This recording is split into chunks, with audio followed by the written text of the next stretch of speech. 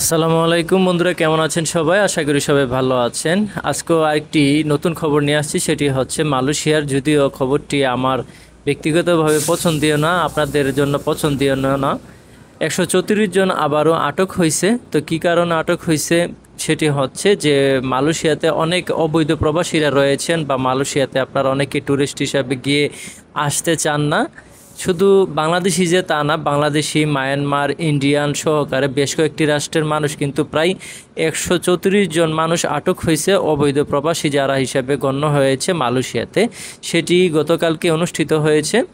তো বর্তমান প্রেক্ষাপটে মালয়েশিয়ার অবস্থা কিন্তু ভালো না। তারপর আপনাদের অনেক মনে প্রশ্ন জাগতে পারে যে ভাই, খুব শীঘ্রই তো লুক নিচ্ছে বলতেছেন, বা এখনও লুক প্রসেসিংয়ের কাজ চলতেছে, অনেকে নতুনভাবে যাচ্ছে। তো সেই ক্ষেত্রে কিভাবে মানুষ এখন চেঞ্জ করবে, কিভাবে মানুষ আসা যাওয়া করবে, বা কিভাবে মানুষ এখন সেখানে যাওয়ার পর যাবে কিভাবে, বা তাছাড়া সেখান থেকে আবার লুক পাঠাই দিতেছি বা কেন, এই প্রশ্নগুলো কিন্তু অনেক ধরনের জাগে। বা আমাদের বর্তমানে ভিসা প্রসেসিংগুলো কিন্তু অনেকভাবেই লেট হচ্ছে, দেরি হচ্ছে, ঠিক না? তো এখন বর্তমান প্রেক্ষাপটে যদি বলি যে একমাত্র যারা অবৈধ প্রবাসী রয়েছেন মালয়েশিয়াতে তাদের ক্ষেত্রে কিন্তু এই সমস্যাটি হচ্ছে, আর যারা নতুনভাবে যাচ্ছেন তাদের ক্ষেত্রে তেমন কোনো সমস্যা নাই। এক কথায় যারা বৈধ পারমিট সহকারে আছে তারা কিন্তু মালয়েশিয়াতে এখন কাজ করতে পারবেন, বা বৈধ অবস্থায় আপনারা মালয়েশিয়াতে থাকতে পারবেন। আর যাদের এখন বর্তমানে বৈধ পারমিট নাই, সেক্ষেত্রে আপনাদেরকে যদি পুলিশ ধরতে পারে সেক্ষেত্রে কিন্তু আপনাদের পাঠিয়ে দেওয়া হবে। তো এই বিষয়টি আরেকটু ঘাটাছাড়া করে দেখবো। তো চলেন আরেকটি ভিডিওতে যাই, পরবর্তীতে আর বিষয়টি নিয়ে ডিটেলসে আলোচনা করব। মালয়েশিয়ায় বাংলাদেশি সহ 234 অবৈধ অভিবাসী আটক। মালয়েশিয়ায় অক্সসাপুন নামের বিশেষ অভিযানে একদিনে বাংলাদেশি সহ অন্তত 234 জন অবৈধ অভিবাসীকে আটক করেছে অভিবাসন বিভাগ।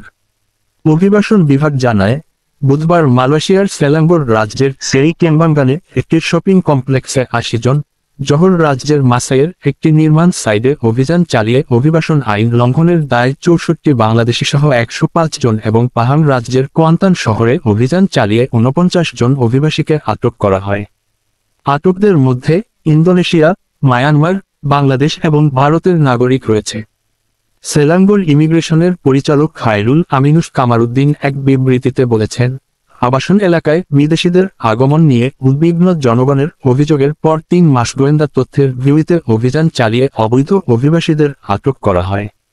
আটককৃত 80 জন অবৈধ অভিবাসীর সবাই পুরুষ, যাদের বয়স 20 থেকে 50 বছরের মধ্যে, যাদের মধ্যে Bangladesh, Myanmar, Philippines, Thailand, Yemen, Bharat, Indonesia এবং নাইজেরিয়ার নাগরিক রয়েছে।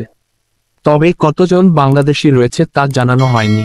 তিনি বলেছেন, অভিবাসন আইন 1959/63 এবং ইমিগ্রেশন রেগুলেশন 1963 লঙ্ঘন, যার মধ্যে বৈধ পাস বা পারমিট না থাকা এবং অনুমোদিত সময়ের চেয়ে বেশি সময় থাকায় তাদের আটক করা হয়। আটকদের স্ক্রিনিং এবং ডকুমেন্টেশনের উদ্দেশ্যে এনফোর্সমেন্ট অফিসে নিয়ে যাওয়া হয়েছে।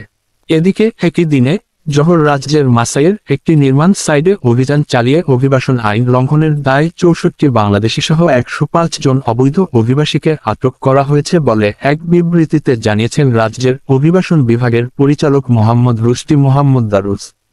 তদন্ত এবং পরবর্তী ব্যবস্থা নিতে আটকদের জহর রাজ্যের পেকান নেনাস ইমিগ্রেশন ডিপোতে রাখা হয়েছে।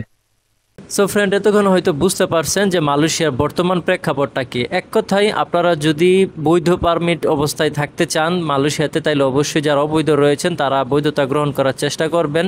বেশ কিছুদিন আগেও কিন্তু বৈধতা গ্রহণ করার জন্য একটি বড় ধরনের প্রকল্প চালু হয়েছিল এবং অনেকেই বৈধতা গ্রহণ করেছেন। তবে অনেকে কাগজপত্রহীন বা কাগজপত্র না থাকার কারণে যথেষ্ট পরিমাণ, সেক্ষেত্রে কিন্তু আপনারা বৈধতা গ্রহণ করেন নাই, ইচ্ছাকৃতভাবে অনেকে করেন নাই। এখন আমি আপনাদেরকে এতটুকু বলবো, যারা অবৈধ অবস্থায় রয়েছেন, যদিও আপনারা বৈধতা গ্রহণ করতে না পারেন এই মুহূর্তে, খুব সাবধানতার সাথে চলাফেরা করবেন, কাজকর্ম করবেন, ঠিক আছে? আর যারা বাংলাদেশ থেকে নতুনভাবে যাবেন তারা অবশ্যই আপনাদের কাজ এবং পারমিট তথা আপনাদের সম্পূর্ণ ভিসা প্রত্যেকটি পেপারস নিয়ে কিন্তু মালয়েশিয়াতে ঢুকবেন। তাছাড়া আপনাদের যে কাজের ব্যাপারে খুব সচেতন থাকবেন। মালয়েশিয়াতে এখন বর্তমানে কয়েকটা সেকশনে লুক নিচ্ছে, তো খুব ভালো কাজে যাওয়ার চেষ্টা করবেন, নতুবা কিন্তু সেখানে আপনার কাজের দিক থেকে অনেকটা সমস্যা সৃষ্টি বা সমস্যা ভোগান্তির মধ্যে পড়ে যেতে পারেন। আর দালালের সাথে অবশ্যই ভালো করে কথা বলবেন যে এজেন্সির মাধ্যমে আপনারা যেতে চান।